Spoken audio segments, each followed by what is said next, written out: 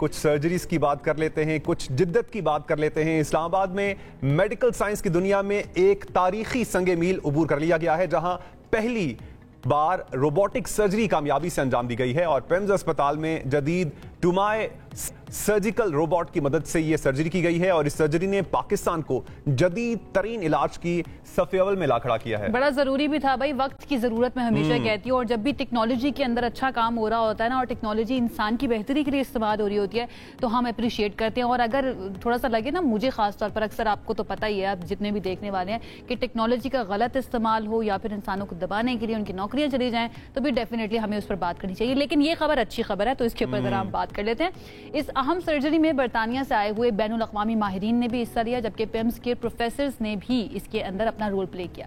Robotic surgery جو ہے نہ صرف مریض کے لیے انتہائی محفوظ مانی جاتی ہے، بلکہ اس میں خون بہنے کا خطرہ بھی نہ ہونے کے برابر رہ جاتا ہے، اور مریض کے بارے میں کہا جاتا ہے کہ بہت جلدی وہ ریکور بھی کر جاتا ہے۔ اب یہ سرجری ہوئی کس طرح سے، کیا یہ پاکستان میں پہلی مرتبہ ہے یا اس سے پہلے بھی ہو چکی ہے؟ بہت سارے میرے سوالات ہیں اس سرجری سے ریلیٹڈ، اور تھوڑی سی میں اسکیپٹیکل بھی ہوں کہ ایک روبوٹ اگر انسانی جسم پر سرجری کر رہا ہے تو وہ خطرناک تو نہیں ہو سکتا ہے، کہیں اس میں کوئی چانسز تو نہیں ہے؟ یہ جان لیتے ہیں۔ ہمارے ساتھ موجود ہیں ڈاکٹر عاطف انعام شامی صاحب، روبوٹک سرجن بھی ہیں، ہمارے ساتھ اس وقت اسٹوڈیوز کے اندر موجود ہے۔ سر تھینک یو سو مچ ہمیں جوائن کرنے کے لیے، اور ہمیں یو کے سے جوائن کریں گے ڈاکٹر شریف صاحب، ان کو بھی ہم ویلکم کریں گے۔ ڈاکٹر صاحب تھینک یو سو مچ ہمیں جوائن کرنے کے لیے۔ سر آپ کی اجازت سے اگر میں ڈاکٹر متین سے آغاز کرنا چاہوں۔ ڈاکٹر متین، سب سے پہلے تو میں مبارکباد کہوں گی دیکھنے والوں کو بھی اور آپ لوگوں کو بھی کہ ٹیکنالوجی کے اندر اتنی جدت آ گئی ہے کہ وہ انسانی صحت کے لیے یا انسان کی بہتری کے لیے، انسان کے علاج کے لیے اس کے اوپر کام ہو رہا ہے۔ تھوڑا سا ذرا بتائیے اس روبوٹک سرجری کے بارے میں۔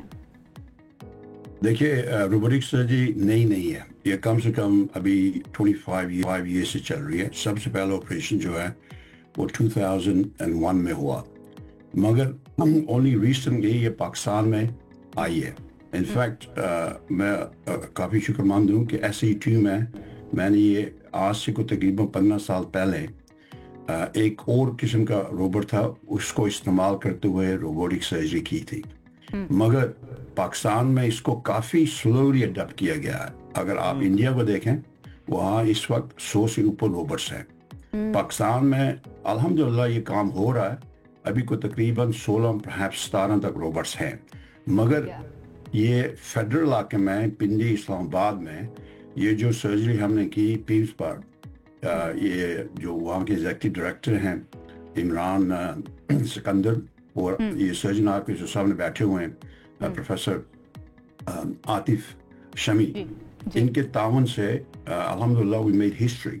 اس سے پہلے لاہور میں جیسے پروفیسر شامی کہہ رہے تھے، وہاں سے ہم نے ٹیلی سرجری کی۔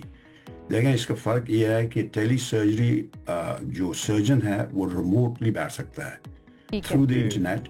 انفیکٹ آپ کو لازمی نہیں ہے کہ اسی ملک میں ہوں، تو یہ ابھی چل پڑی ہے۔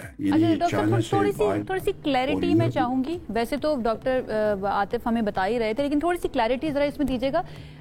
جب روبوٹ سے آپریٹ کرنے کی بات آتی ہے تو ہمیں میرے جیسے الٹریٹ، جو میڈیسن میں بالکل الٹریٹ بندہ ہے، اس کو لگتا ہے کہ شاید بالکل روبوٹ نے ہی کی ہے۔ کیا یہ ہیومن سپرویژن کے اندر ہوئی ہے؟ 100%۔ اور میں تھوڑا ایڈ بھی کرنا چاہوں گا، لیکن اس کا جو کامیابی کا ریٹ کتنا ہے؟ بیسک طور پہ جب آپ فزیکل وہاں پر موجود ہوتے ہیں اور جب آپ اس طرح سے ٹیلی روبوٹک کے تھرو آپ جب سرجری کرتے ہیں، تو اس میں جو ریزلٹ ہوتے ہیں اس میں کوئی فرق آتا ہے، یا فزیکل ہونے سے زیادہ اچھے ریزلٹ آتے ہیں، یا پھر ٹیلی سے زیادہ اچھے ریزلٹ آتے ہیں؟ نہیں، دیکھیں اگر سرجن جو ہے وہ ایکسپرٹ نہیں ہے تو رزلٹ اچھے نہیں ہوں گے۔ سرجن کو بھی ٹریننگ چاہیے۔ روبوٹ جو ہے نا، یہ ماسٹر سلیو ریلیشن شپ ہے، یہ آٹونومس نہیں ہے۔ یہ نہیں ہے کہ آپ بٹن دبائیں گے تو روبوٹ اپنے آپ جو کرنا چاہے کرے گا، جس میں زیادہ ڈینجر بھی ہے۔ یہ ماسٹر سلیو ریلیشن مقصد یہ ہے کہ سرجن کنٹرول کر رہا ہے اور کنٹرول پینلز کو۔ اگر سرجن روبوٹ سے ہاتھ اٹھا دے، روبوٹ کچھ نہیں کرے گا۔ So it's not dangerous in that respect. باقی جو آپ نے پوچھا کہ اس کی سکسیس ریٹ، دیکھیں اگر آپ کے پاس ایک ایکسپرٹ اوپن سرجن ہے اور اس کو آپ کمپیئر کرتے ہیں ایک نووس روبوٹک سرجن کو، تو آپ مجھے بتائیں رزلٹ کس کے اچھے ہوں گے؟ اوپن سرجن کے اچھے ہوں گے، ظاہر ہے، مگر ونس سرجن از ٹرینڈ اپ، اس کے رزلٹ اوپن سرجری سے یہ پبلکلی ابھی پروفیشنل لوگ ایکسیپٹ کر رہے ہیں، اور اس میں لٹریچر کافی آ رہا ہے کہ روبوٹک سرجری کے رزلٹ superior ہیں compared to open جو traditional surgery ہوتی ہے. دیکھیں آپ خود سوچ لیں, اگر آپ اوپن سرجری کرتے ہیں آپ کو ایک بہت بڑا کٹ نہیں کرنا پڑے گا, اس کا درد زیادہ ہوتا ہے, خون یعنی ٹرانسفیوژن ریٹ کا زیادہ ہوتا ہے, ہاسپٹل اسٹے زیادہ ہوگی, کاسمیٹکلی رزلٹ اچھا نہیں ہے. اور اسپیشلی پاکستان جیسے ملک میں جہاں انسان کو ہر روز کام کرنا پڑتا ہے لازمی, اچھا وہ اس کا دیکھیں نا, اگر اوپن سرجری کریں گے ہو سکتا ہے کتنے ماہ وہ واپس کام پر نہ جا سکے. روبوٹک سرجری کا بینیفٹ یہی ہے کہ جو ریکوری ہے فاسٹر ہے. جو اوور آل کوسٹ ہے روبوٹک سرجری کی انفیکٹ وہ اوپن سرجری سے کم ہے. اگر آپ پورا پکچر دیکھیں, اگر آپ صرف دیکھیں جو ہاسپٹل میں کیا ہو رہا تو ظاہر ہے اس کی کوسٹ زیادہ ہوگی, انسٹرومنٹ مہنگے ہیں, مگر اگر اوور آل ایبسولوٹ دیکھیں مطلب کہ ریزلٹس جو ہیں بیسک طور پہ وہ زیادہ اچھے ہیں روبوٹک سرجری کے. میں چاہوں گا کہ عاطف انعام صاحب کو بھی شامل گفتگو کیا جائے. عاطف صاحب, اب روبوٹک سرجری کے بارے میں تو بتا یہی رہے ہیں کہ ان کا ریزلٹ جو ہے وہ عام سرجری سے جو آپ فزیکل کرتے ہیں اس سے زیادہ بہتر آتا ہے. عام آدمی تک اس کی رسائی کتنی ہے پاکستان میں, یا پھر مخصوص مراکز ہی ہیں جہاں پر یہ سرجری کی جا سکتی ہے؟ جی پہلے تو آپ کا ہم ٹی وی کا شکریہ مجھے بلانے کا, اور یہاں پہ میں پیمز کے ایگزیکٹو ڈائریکٹر رانا عمران سکندر کا اسپیشلی مینشن کرنا چاہوں گا, جن کی وجہ سے یہ روبوٹک سرجری کی لائیو ماسٹر کلاس ہو سکی, اور پھر ڈاکٹر متین شریف, ڈاکٹر جاوید برکی اور ڈاکٹر شمیم جو یو کے سے آئے اور انہوں نے یہ آپریشن یہاں پہ انجام دیا. اب آتے ہیں آپ کی سوال کی طرف. عام آدمی کے لیے ابھی ایکسیس نہیں ہے پاکستان میں, سوائے لمیٹڈ سینٹرز ہیں جیسے SIUT ہے کراچی میں, گمبٹ ہے, اس کے علاوہ کچھ پرائیویٹ سیٹ اپس ہیں. تو آپ یہ سمجھ سکتے ہیں کہ ابھی اس کی ایکسیس عام آدمی کے لیے فی الحال بہت ہی لمیٹڈ ہے.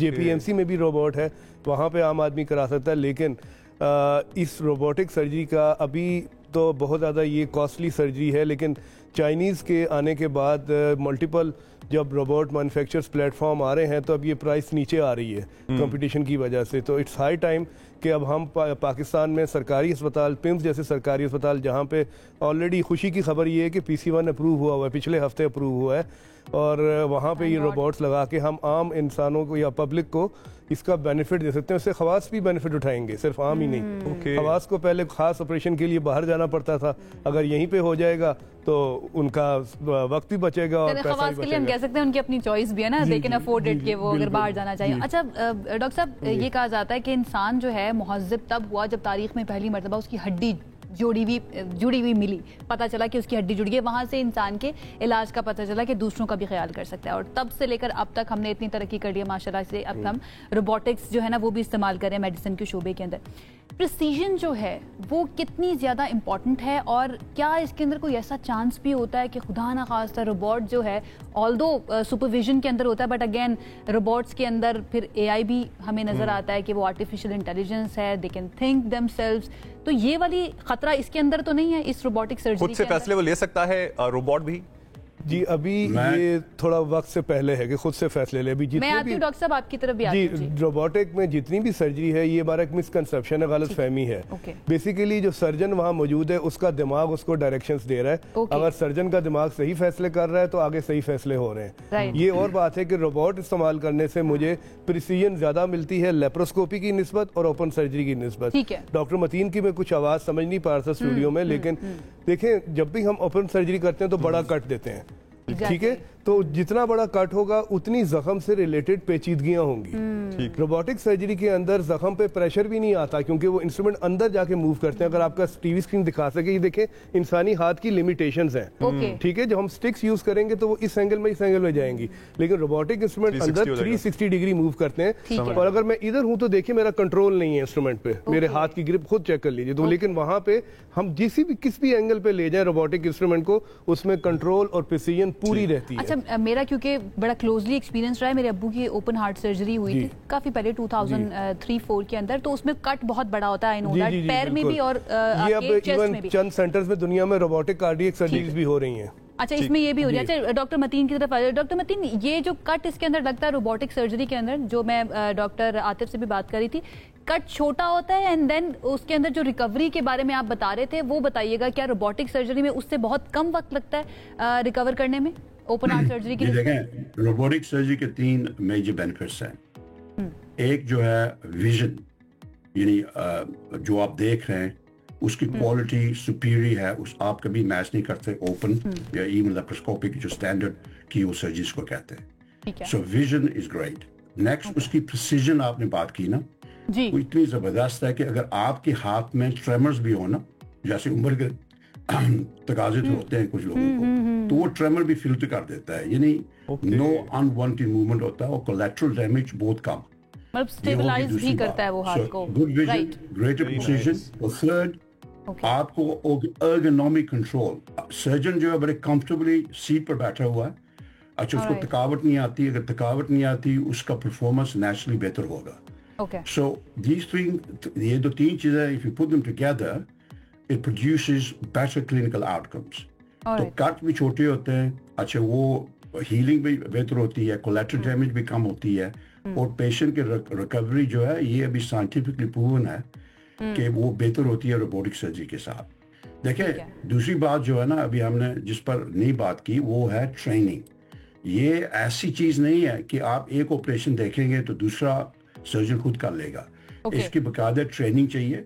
और अभी मसला ये है कि पाकिस्तान में रोबोटिक सर्जरी शुरू हो गई है मगर प्रॉपर ट्रेनिंग सेंटर नहीं है।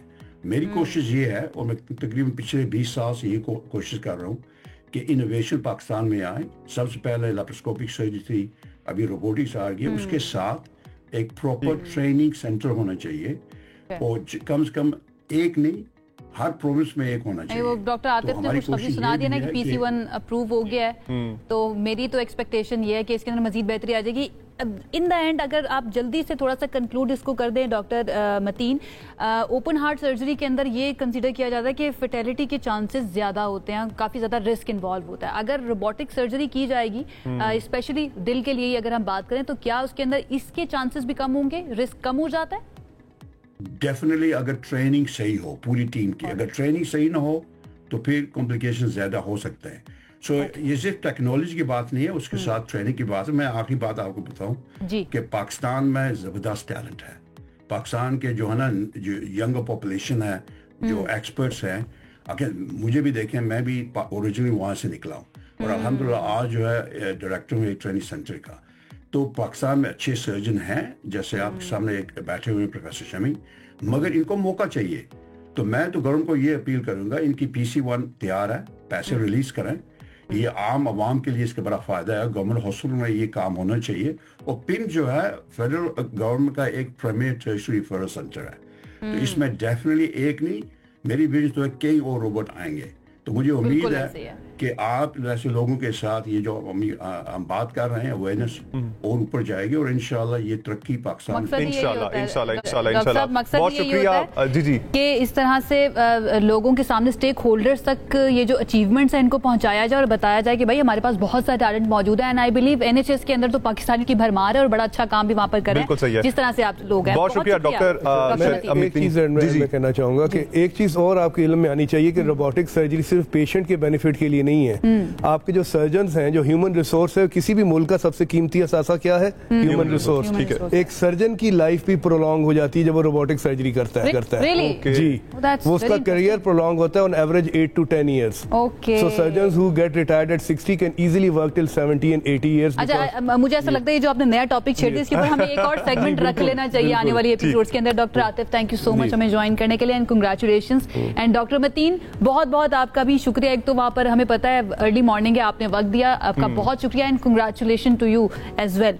जनाब, दुनिया जो है ना वो तरक्की कर, टेक्नोलॉजी के अंदर बड़ी बेहतरी आ रही है, और पाकिस्तान जब कैचअप कर रहा होता है ना साथ साथ टेक्नोलॉजी के, तो मुझे तो बड़ी खुशी। और फासले जो है ना वो इलाज में रुकावट नहीं बनेंगे, दैट थिंग। और जो सारी बात का क्रक्स ये है कि ट्रेनिंग जो है वो बहुत जरूरी है, डॉक्टर्स की ह्यूमन रिसोर्स पे काम करने की बहुत जरूरत है। आई एम श्योर कि जो हमारी हुकूमत है वो भी इस हवाले से सोच रही है। पाकिस्तान को जदीद बनाने के लिए बहुत जरूरी है कि इन चीजों पर बहुत फोकस किया जाए।